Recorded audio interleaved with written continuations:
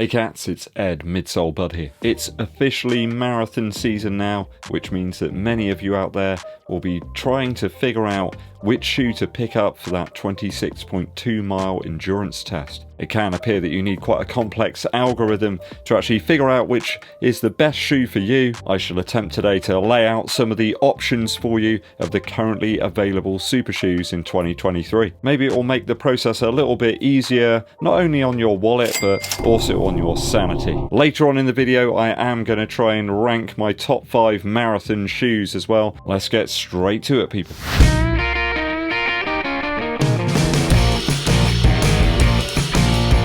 Welcome back to the channel, people. Today I've got for you my top marathon shoe selections for 2023. Before we get into that, hit that subscribe button and give this video a thumbs up like. It really does help out. Dankeschön. Right, going to get this one off my chest straight away.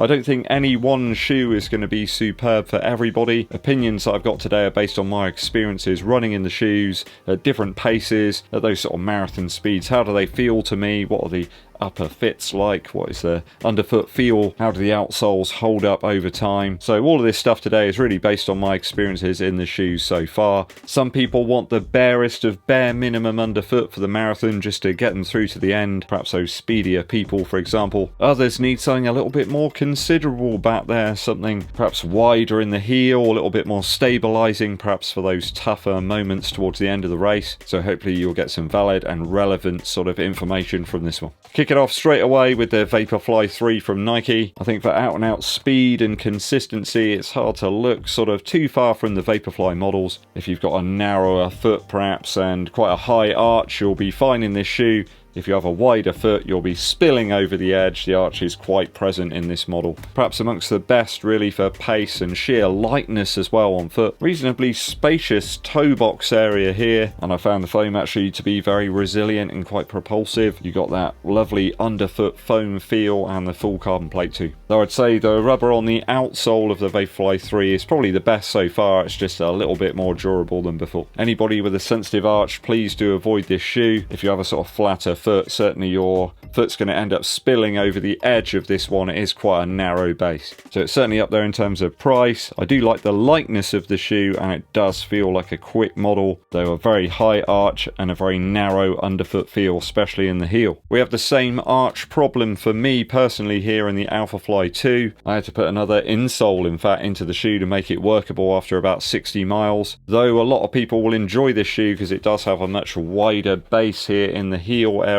Loads of people look to this model to provide a little bit more comfort and consistent cushion across the miles in the marathon. Yes, it is a bit more expensive, I guess, and a little bit heavier as well than the original version of the shoe, but many swear by this one for the latter stages of the marathon where you're really starting to hurt. Just provides a little bit more of a wider landing platform in the heel and just keeps sort of propelling you forward. And of course that could happen to you at that sort of tough period around about 20 miles when it starts to hurt. So a ton of cushion here again, and it is a very propulsive shoe, quite aggressive in fact. If you have a wider foot though, or a low arch, it is going to bother you in terms of fit, and it's one of the most expensive of the super shoes too. You kind of need a shoe horn with this one as well, or make use of those pull tabs here to get your foot into the shoe in the first place. It does fly, but I found the second version to be a little bit overbuilt and just generally a bit clunky compared to the first one. Loads of people seem to ask me about the Adios Pro 3 from Adidas. In fact, it's one of the most requested comparisons should they buy this shoe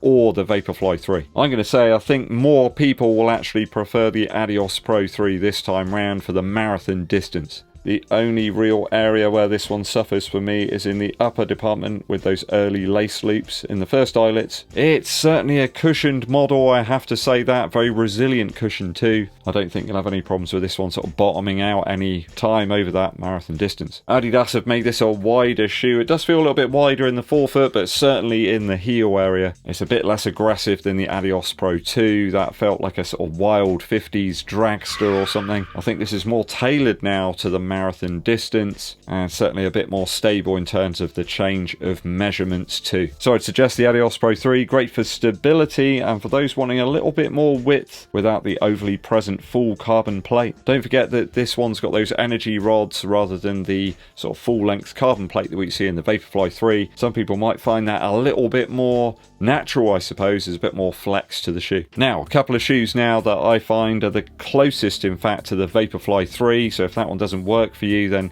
you should test one of these two out. And that's the Endorphin Pro 3 and an absolute banger, the Endorphin Elite. Now, these two shoes are very similar in weight to Nike's Vaporfly model, and they really do retain some of that race feel as well. They feel up for it, perhaps a little bit more smooth. There's a little bit more underfoot, I guess. The foam's a little bit denser, but it does seem to work for me a little bit better. Do prefer the upper as well on this Saucony Endorphin Pro 3, and certainly the Elite as well. You won't have that arch issue in the Saucony Endorphin Pro 3. It's a little bit milder here, and I would suggest there's improved midsole durability and longevity here in the Pro 3. I think that's down to the sort of pellet-based P-backs that we've got in the midsole. I don't think the outsole's quite as durable and versatile as what we've got in the Vaporfly 3 this time round, but I think that's pretty much the only area where I feel that it isn't quite on par with the Nike. Definitely one to check out if you're thinking about running the marathon distance. And you can often find them on sale as well, discounted too, so that's my first sort of top recommendation. This one is more expensive. It's an absolute banger, super light. I've cut out loads of pieces of that upper. There's a little bit more width here in the forefoot as well. Just feels like the heel sort of splays out a little bit more as well. It's a lovely smooth landing platform. I really like the upper on both of these shoes. It really does lock my foot down onto that midsole base. I think if the Vaporfly's close to being perfect for you, but you want a slightly better upper, then the Saucony shoes are the way to go. These two are the closest to matching that Nike supremacy, if you ask me, over the marathon distance.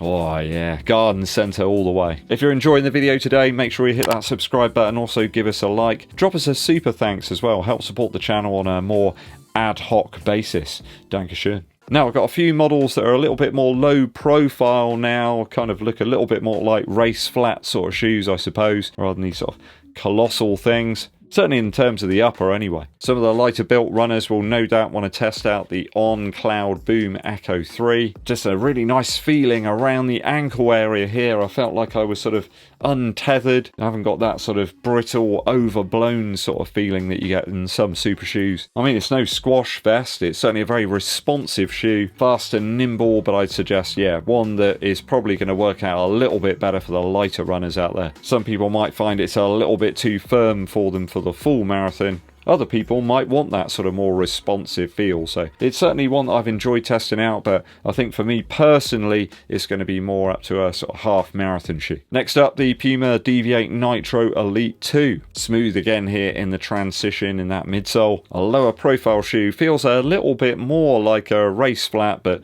I still classify this as a super shoe, and here's why. This is one of those shoes that doesn't really change the way you run. It isn't sort of very commanding, I suppose. It's very light, it's cushioned, and it's very resilient too. I feel you're going to get a lot of use out of this one in training and racing. I personally feel this one is going to appeal to the widest range of runners across different paces and different builds of runners too. I think a lot of people could get something out of this shoe. I think perhaps it's one of those safer choices where you don't want something that's really, really tall and overblown. I mean, the original itself was a much softer shoe and slightly lighter, but I think that was a little bit more locked into those sort of lighter built athletes, maybe even had too much squash for some people. This one just feels a little bit more resilient, and that outsole grip on the Puma as well is fantastic. They've added rubber just to the portions and areas that you need and nowhere else. And another one of those lower profile options now, the Asics Metaspeed Sky Plus. Again, for me, this does feel like it's a bit more minimal and perhaps suited to that sort of half marathon distance or perhaps lower. I think the wider areas here and the concentration of foam in the mid to forefoot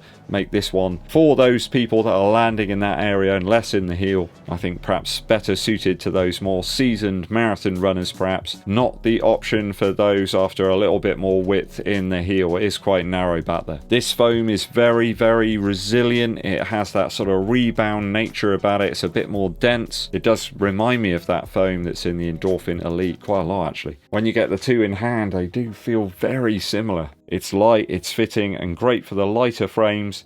Superb grip on the outsole and more narrow in the heel. You don't have the super squash here that you do with some other super shoes. So perhaps if you're looking for the most forgiving shoe out there, I don't feel that is the Metaspeed Sky Plus. This one just wants to go quick, so it might not be the best for you as you get towards the end of that marathon.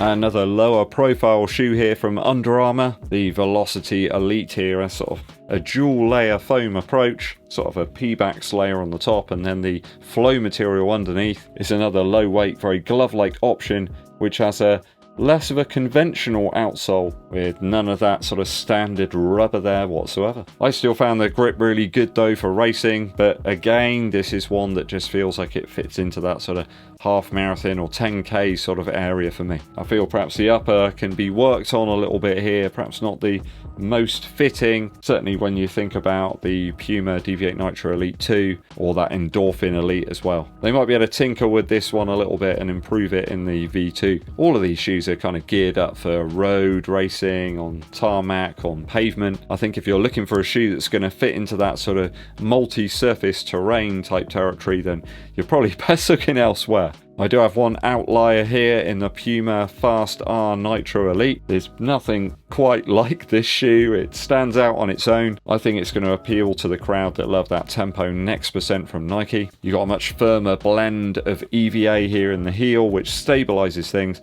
but then you've got a much softer Nitro Elite foam here in the forefoot. I mean, if people have issues with the arch area in some shoes, well, there isn't really one here. It's just a void in this section. So I think if you want a firmer, more stabilized landing, this one's right up your street. It's a very aggressive shoe though. Fits like a glove in terms of the upper. I've always found it better at sort of faster speeds like 10k or half marathon. For me, it just would probably make me run a little bit too fast for the marathon. I think there's a new version they've been working on which has got an insanely long plate that even protrudes out the end of the front of the shoe, and they've replaced that EVA section back here with Nitro Elite material, so it might be a little bit softer, perhaps a bit more forgiving even. 10k and half marathon for me, this one, but you know, it could appeal to you or for the marathon distance.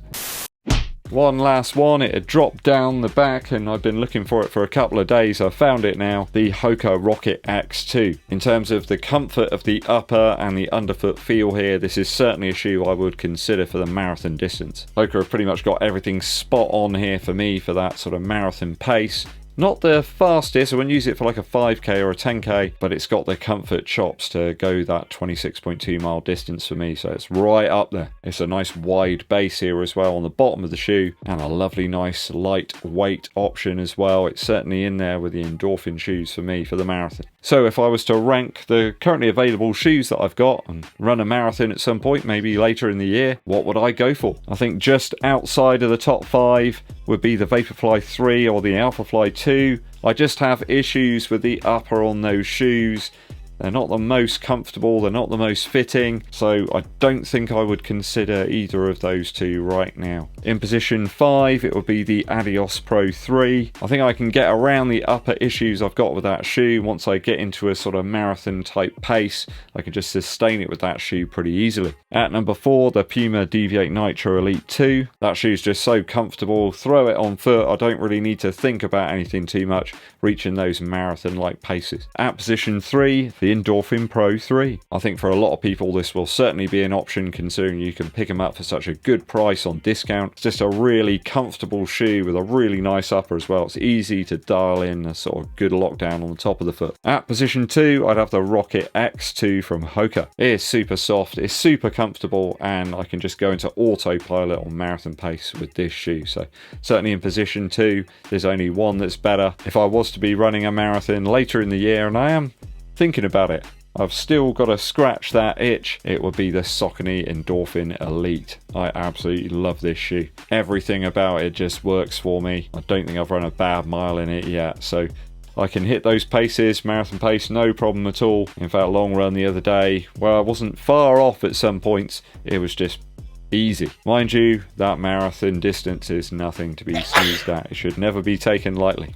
So that's the pros and cons of all the super shoes that I've tested out so far in terms of the marathon distance. You might have had some different experiences in these shoes, but that's okay. We do want to hear them. Let us know in the comments. Remember, we're all different, right down to the way that we'd approach a marathon as well. Everyone's running different paces. Remember, pace is relative to every runner. Let me know your experiences in all of these models down in the comments. Also, if you've got any race recommendations that you think I should go and do, I am doing the Manchester Half Marathon in a couple of weeks' time. I'm on good form at the moment. I've just got to stay away from any illnesses. So if you see me wearing a hazmat suit around, you'll know why.